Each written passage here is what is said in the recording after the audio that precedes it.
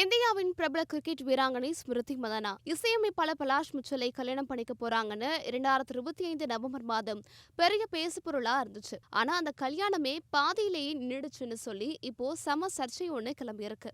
இந்த விஷயத்துக்கு காரணம் என்னன்னு ஸ்மிருதியோட சிறுவயது நண்பர் வென்யான் மானே இப்போ வெளியே சொல்லியிருக்காரு. அதாவது அவர் கொடுத்த பேட்டியில 2025 நவம்பர் 23ஆம் தேதி கல்யாண சடங்குகள் நடந்து கொண்டிருந்தப்போ பலாஷ் வேறொரு பெண்ணோட ரூம்ல நெருக்கமா இருந்தத ஸ்மிருதியோட நண்பர்கள் பார்த்துட்டாங்கன்னு சொல்றாரு.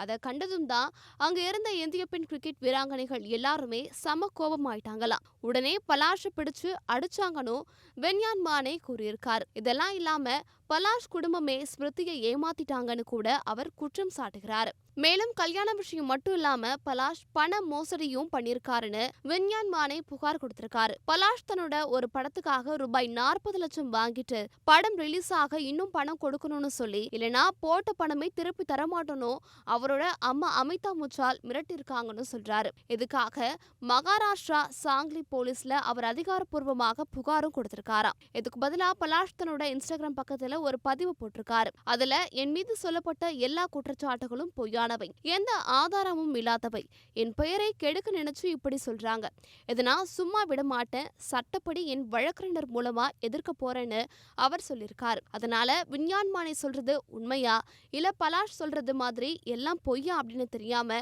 இந்த விவகாரம் இப்போ புதுசா ஒரு திருப்பம் எடுத்திருக்கு.